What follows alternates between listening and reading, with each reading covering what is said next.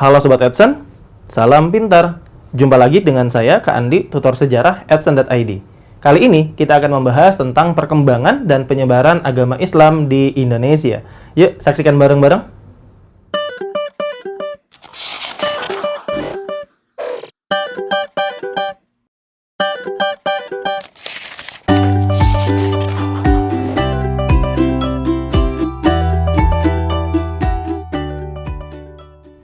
Oke Sobat Edson, selanjutnya kita akan membahas dua kesultanan yang ada di kawasan Indonesia bagian timur yang berada di wilayah Kepulauan Maluku, yaitu Kesultanan Ternate dan Tidore.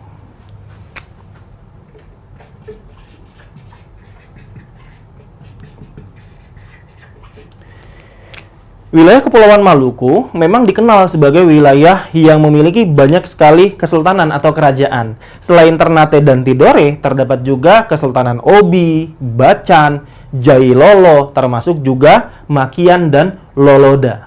Nah, itu merupakan kesultanan atau kerajaan-kerajaan yang membentuk rangkaian kerajaan atau kesultanan di wilayah Kepulauan Maluku.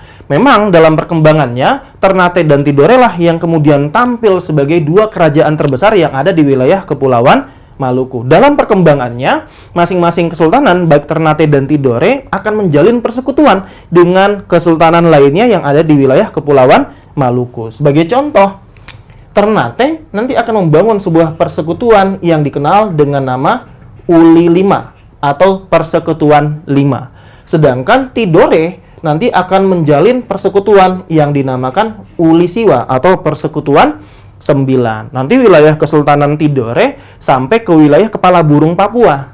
Nah, itu merupakan wilayah yang dikuasai oleh Kesultanan Tidore. Nah, kemudian kalau kita bicara apa sih yang kemudian menjadi komoditas utama perdagangan dari wilayah Ternate dan Tidore?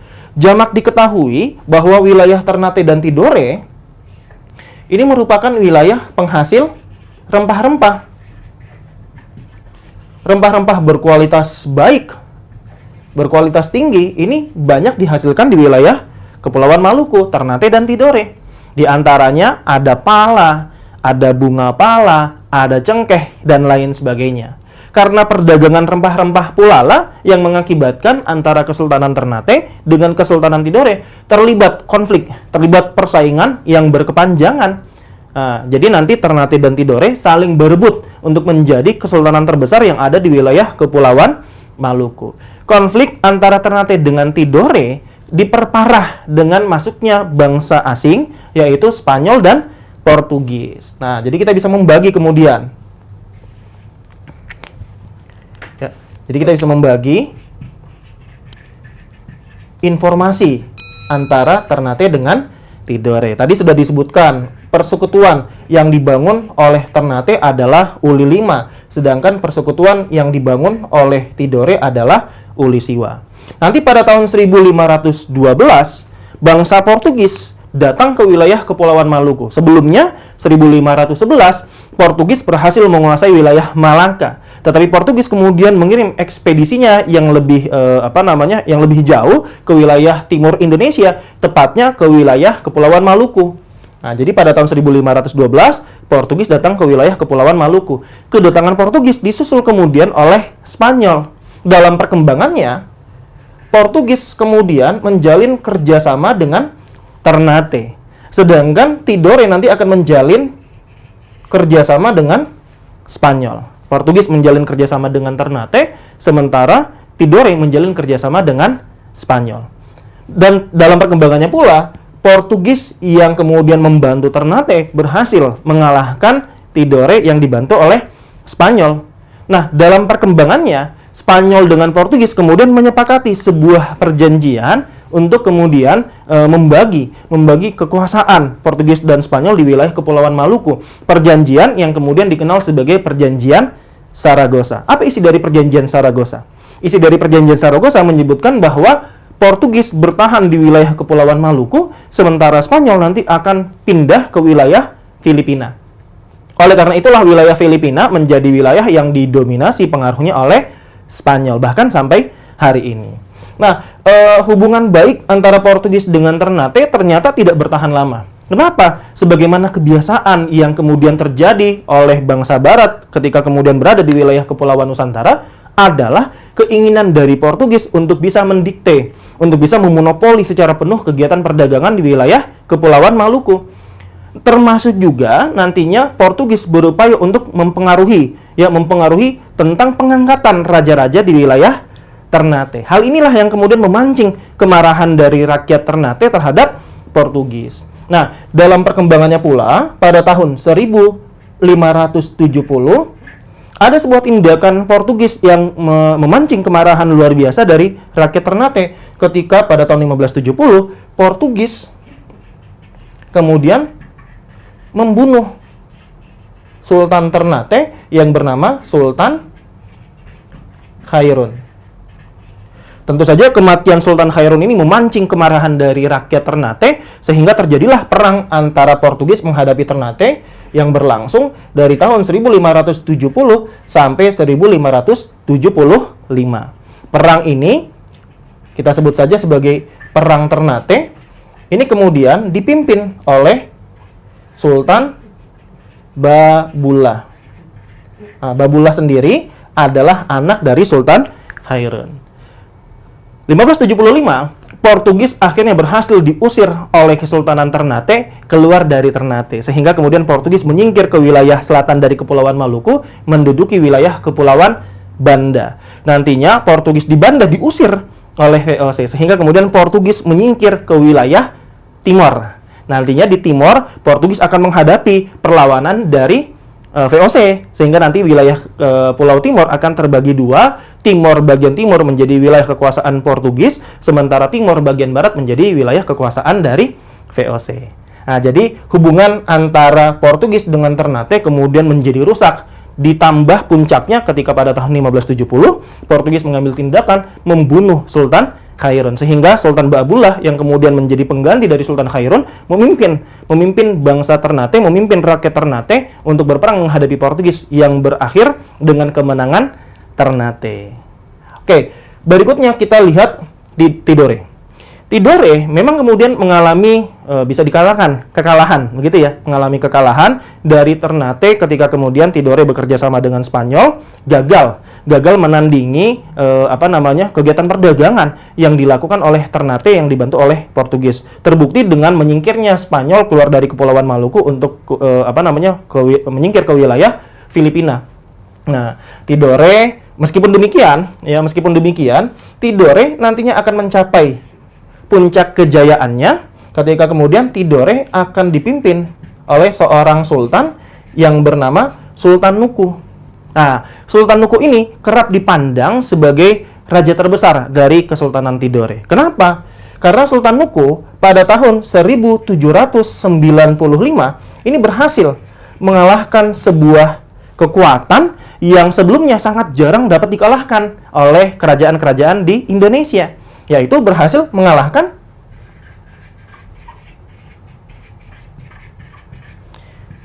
VOC. Jadi luar biasa sekali. Sultan Nuku berhasil mengalahkan VOC. Sultan Nuku sendiri kemudian mendapatkan bantuan dari Inggris untuk dapat mengalahkan VOC. Memang VOC pada tahun 1795 sudah mulai mengalami kemunduran akibat beberapa faktor. Yang sebagaimana kita ketahui bersama, VOC itu kemudian bubar pada tahun 1799 disebabkan karena kebangkrutannya akibat korupsi yang dilakukan oleh para pegawai VOC. Tetapi sebenarnya bukan hanya karena faktor korupsi saja yang mengakibatkan kebangkrutan dari VOC. Banyak faktor-faktor lain. Salah satunya adalah besarnya biaya perang yang dikeluarkan oleh VOC menghadapi kerajaan-kerajaan yang ada di Indonesia. Oke, kita balik lagi. Jadi Sultan Nuku ini kerap dipandang sebagai raja terbesar dari Kesultanan Tidore. Kenapa? Karena pada masa Sultan Nuku berkuasa, Sultan Nuku berhasil mengalahkan VOC. Nah, jadi Ternate dan Tidore ini merupakan dua kerajaan besar yang ada di wilayah Kepulauan Maluku yang kemudian menguasai kegiatan perdagangan rempah-rempah, sehingga kemudian mengakibatkan timbulnya persaingan antara Ternate dan Tidore. Nah, Sobat Edson, kira-kira apa sih sebenarnya faktor yang kemudian mengakibatkan kemunduran yang dialami oleh kesultanan-kesultanan Islam yang ada di Kepulauan Nusantara atau di wilayah Kepulauan Indonesia?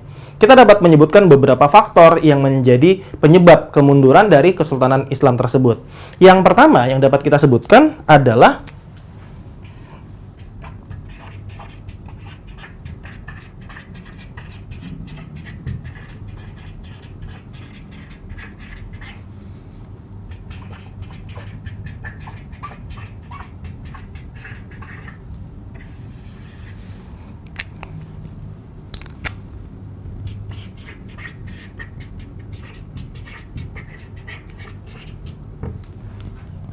yang pertama tentu saja adalah konflik internal. Konflik internal kita dapat melihat dari beberapa kesempatan, dari beberapa peristiwa yang terjadi. Sebagai contoh, kita dapat menyebutkan apa yang menyebabkan Mataram Islam kemudian mengalami keruntuhan, yaitu perebutan tahta kerajaan, tahta kekuasaan Mataram Islam. Kita dapat menyebutkan ada konflik yang terjadi antara Sunan Pakubuwono III menghadapi Pangeran Mangkubumi yang tidak lain adalah paman dari Pakubuwono yang ketiga, di mana Pangeran Mangkubumi kemudian dibantu oleh Raden Mas Said atau yang juga dikenal sebagai Pangeran Sambernyowo. Akibatnya pada tahun 1755 atas usulan dari VOC yang saat itu dipimpin oleh Gubernur Jenderal Van Imhoff, begitu ya, Gubernur Jenderal Van Imhoff, maka kemudian Pakubuwono yang ketiga menawarkan perdamaian dengan Pangeran Mangkubumi, yaitu sebuah perjanjian yang membagi kekuasaan Mataram Islam menjadi dua, yang dikenal dengan nama Perjanjian Giyanti. Jadi 1755 berakhirlah riwayat dari Mataram Islam, karena kemudian berdasarkan Perjanjian Giyanti, Mataram Islam terbagi menjadi Surakarta yang dipimpin oleh Sunan Pakubuwono yang ketiga, dan Yogyakarta yang dipimpin oleh Pangeran Mangkubumi yang kemudian bergelar Sultan Hamengkubuwono yang pertama. Tidak berhenti sampai di sana, 1757 Raden Mas Said yang kecewa tidak dilibatkan dalam Perjanjian Giyanti menuntut wilayah dari Pakubuwono ketiga. Maka terjadilah perjanjian yang kemudian dikenal dengan nama Perjanjian Salatiga, membagi wilayah Surakarta menjadi dua, menjadi wilayah yang kemudian dikuasai oleh Pakubuwono ketiga dan wilayah Mangkunegaraan yang nantinya akan dikuasai oleh Raden Mas Said yang kemudian bergelar sebagai Adipati Mangkunegara. Kemudian pada tahun 1813 di wilayah Yogyakarta sendiri terjadi perpecahan ketika pada tahun 1813 adik dari Sultan Hamengkubuwono yang kedua bernama Pangeran Notokusumo kemudian meminta wilayah Yogyakarta, sebagian wilayah Yogyakarta kemudian diserahkan kepada Pangeran Notokusumo dan kemudian Pangeran Notokusumo ditetapkan sebagai Adipati Pakualaman. Nah, jadi itu bisa kita lihat. Yang kedua, kita juga bisa mengambil contoh ketika kemudian di wilayah Banten, apa yang menyebabkan kemunduran Banten? Disebabkan karena adanya konflik yang terjadi antara Sultan Ageng Tirtayasa menghadapi anaknya sendiri yang bernama Pangeran Haji yang kemudian dibantu oleh VOC. VOC kemudian mau memberi bantuan kepada Pangeran Haji dengan syarat Pangeran Haji memberikan hak monopoli perdagangan di Pelabuhan Banten kepada VOC. Di sini tampak bahwa konflik internal yang terjadi antar penguasa, antar keturunan raja di kesultanan-kesultanan Islam menjadi faktor utama yang menyebabkan kemunduran sebuah kerajaan Islam. Yang kedua adalah adanya ekspansi yang dilakukan oleh bangsa Barat di wilayah Kepulauan Nusantara. Kita dapat menyebutkan 1511 Afonso de Albuquerque memimpin armada Portugis untuk menaklukkan wilayah Malaka. Akibatnya apa? Akibatnya Malaka jatuh ke tangan Portugis dan perdagangan di wilayah Malaka kemudian dapat dikuasai oleh Portugis. Memang ketika kemudian Malaka ditaklukkan oleh Portugis memberi dampak positif bagi perkembangan Aceh. Ketika Malaka jatuh ke tangan Portugis, maka Aceh kemudian berkembang menjadi sebuah kesultanan besar. Kenapa? Karena para pedagang kemudian memindahkan kegiatan perdagangan mereka dari Malaka ke wilayah Aceh. Tetapi kita bisa melihat dampak negatif yang dialami oleh Malaka apa? Malaka mundur. Malaka kemudian tidak lagi menjadi pusat kegiatan perdagangan yang kerap didatangi oleh para pedagang, terutama para pedagang Islam yang berasal dari Arab, India, Persia, dan juga para pedagang Islam yang berasal dari wilayah Kepulauan Nusantara. Sebagaimana kita ketahui bersama, 1512 sampai 1513, Adipati Unus kemudian pernah memimpin armada Demak untuk menyerang kedudukan Portugis di Malaka. Kemudian juga kita ketahui bersama, tahun 1641, Sultan Iskandar Muda pernah juga memimpin serangan ke wilayah Malaka yang saat itu masih dikuasai oleh Portugis. Meski kemudian serangan ini gagal, tapi kemudian menjadi sebuah bukti bahwa posisi Portugis di wilayah Malaka mendatangkan banyak sekali perlawanan dari bangsa Indonesia, dari kesultanan-kesultanan yang ada di Indonesia. Juga kita bisa melihat bahwa salah satu faktor yang menyebabkan terjadinya kemunduran dari Kesultanan Makassar adalah adanya perang yang melibatkan Makassar menghadapi VOC yang berakhir dengan kekalahan Makassar, sehingga Makassar kemudian menandatangani perjanjian dengan VOC yang dikenal dengan nama Perjanjian Bongaya. Maka faktor ekspansi yang dilakukan oleh bangsa Barat, baik Portugis, baik VOC nantinya menjadi faktor utama lainnya yang mengakibatkan terjadinya kemunduran dari kerajaan-kerajaan Islam di Nusantara. Bisa dipahami oleh Sobat Edson sekalian?